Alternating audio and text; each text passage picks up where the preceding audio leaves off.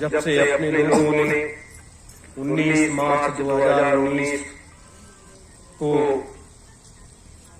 निमसा की साध गंगा माता गोमती के तट पर अपने कदम को आगे बढ़ाया है, तब से उनका सानिध्य अपने सबों को मिलने लगा है। ये लोग इस हाड़-मांस के शरीर की तुलना 80 वर्ष, 90 वर्ष और 100 वर्ष करते हैं, लेकिन वहीं पर एक ऐसा जीता जागता प्रमाण है भगवान श्री राम के अनन्य भक्त पवन पुत्र हनुमान जी आज भी अपने उसी शरीर में, उनका वो हाड़ मांस का शरीर नहीं बदला, उसी शरीर में आज भी वो इस मृतलोक में रहते हैं। उनके पास इतनी अपार शक्तियां हैं कि जब जहां जाने की आवश्यकता होती है वहां वो सेकंडों में पहुंच जाते, अपने इस शरीर को इस कण कण में बिखेर देते हैं। कहां कैसे रहना है, कहां क्या करना है, वो एक उनकी एक अलग विधा है। इसीलिए कहा गया है कि भारतवर्ष ये संत महात्माओं का देश है, ये ऋषि मुनियों का देश है और ये आध्यात्मिक धर्म क्षेत्र है।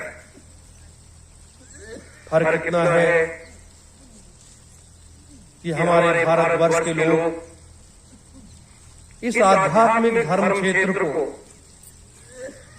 अपने अंतर में आत्मसात नहीं कर पाए और वो पहचान नहीं पाए।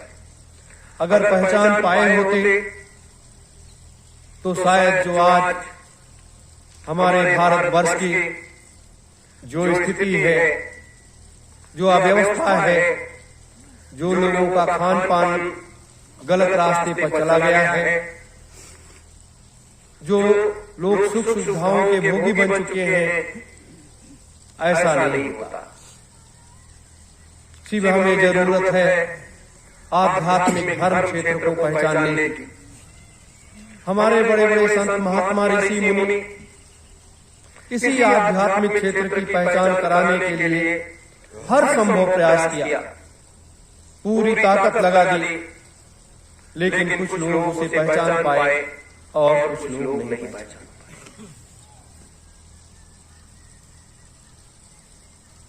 कबीर साहब आए, उन्होंने हर संभव प्रयास किया। नानक साहब आए, उन्होंने हर संभव प्रयास किया। पलटू साहब आए, उन्होंने हर संभव प्रयास किया।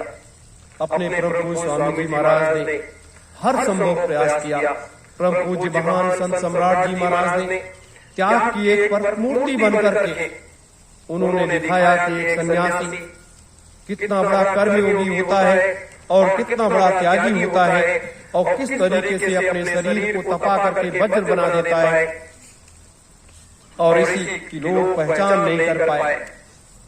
अगर लोग पहचान कर पाए होते तो आज जिस दुनिया में लोग सैर कर रहे हैं उस दुनिया में सैर न करते और लोग अपने महापुरुषों के ऊपर, उनके एक एक शब्दों पर लोग विश्वास करते और उन पर विश्वास करते। जब ये विश्वास अविश्वास की स्थिति में लोग झूलने लगे तो वहां ये समस्याएं खड़ी हो गई। आज महावीर जी का एक जीता जागता उदाहरण इस संसार में सबसे ज्यादा पूजा अगर किसी की होती है तो महावीर जी की होती है। क्यों? इसलिए होती है कि वो प्रभु श्री राम के अनन्य भक्त हैं। उन्होंने अपनी भक्ति में कहीं भी किसी प्रकार की कोई कमी नहीं आने दी, अपने को तपा दिया। आज इस काल माया के देश में जरूरत इन्हीं चीजों की होती है। भक्ति की जरूरत होती है, त्याग की जरूरत होती है, लेकिन लोग न भक्ति कर पाते हैं और न त्याग कर पाते हैं। अगर भक्ति कर पाते, त्याग कर पाते तो माया रहित बन जाते। इसीलिए कहा गया है कि जब आप अपने गुरु पर अटूट विश्वास करोगे तो गुरु भी आप पर अटूट विश्वास करेगा। मात्र गुरु के हाथ मांस को मत देखो, उनके मुखारबिंद से निकले हुए एक एक अमृतमयी शब्दों को मोती जैसा चुन लो और उसको अपने अंतर में आत्मसात कर लो। तब आपको आत्मज्ञान होगा, आपको प्रकाश होगा। वैसे नहीं, आज हम आप सब इस सतयुग तीर्थ की पावन धरा पर बैठे हैं। किस लिए बैठे हैं? हम किस लिए यहाँ आए हैं? हम आप सब यह युग परिवर्तन का संदेश देने के लिए तो आए हैं, लेकिन इस युग की व्यवस्था को बदलने के लिए आए हैं कि ये कलयुग की व्यवस्था को बदल करके नव सतयुग की स्थापना के लिए हम आप सब लोग आए। ये हमारा धर्म है, ये हमारा कर्म है। और जब हम अपने धर्म से पतित हो जाएं, हम अपने धर्म के रास्ते से हट जाएं, तो आप क्या कर सकते हो? कुछ नहीं कर सकते। आपने अपने कदम को पीछे हटा लिया, आप फिर पीछे चले गए। इसीलिए संतों ने कहा है कि सब भोगत है अपने कर्मों का फल, ना राम बची न सीता, हम तो आप सब सीताराम। तो ये कर्म का फल मनुष्य के साथ हमेशा जुड़ा रहता है, चाहे वो अच्छा हो और चाहे वो बुरा। आज हम आप सबों ने इस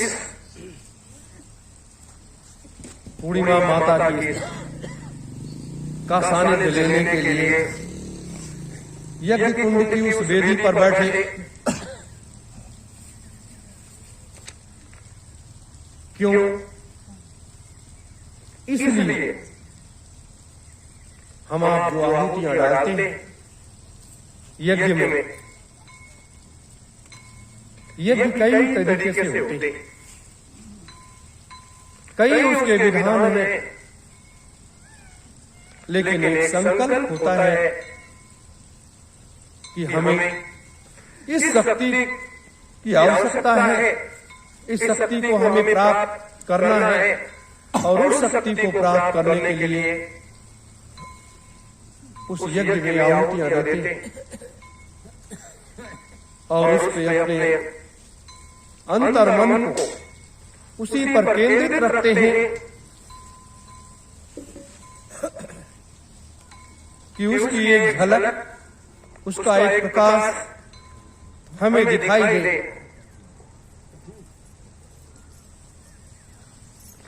और उसके एक प्रकाश को पाने के लिए हम आप सब केंद्रित रहते हैं। यह इस मृतलोक की इतनी बड़ी शक्ति है, जैसे हम समस्त देवी देवताओं का आह्वान करते हैं, सबका सानिध्य प्राप्त करने का प्रयास करते हैं, सबका आशीर्वाद प्राप्त करने का प्रयास करते हैं, लेकिन वास्तविक रूप से लोग पूर्णिमा माई कहते हैं। इस माई का आशीर्वाद प्राप्त करने के लिए ब्रह्मा, विष्णु, महेश जैसे दिव्य शक्तियों को भी उसको आराध्य केंद्र बनाना पड़ा। और आराध्य केंद्र बना करके जब तक इस मां का आशीर्वाद नहीं मिला तब तक वो अपने कार्यों का विस्तार नहीं कर पाए।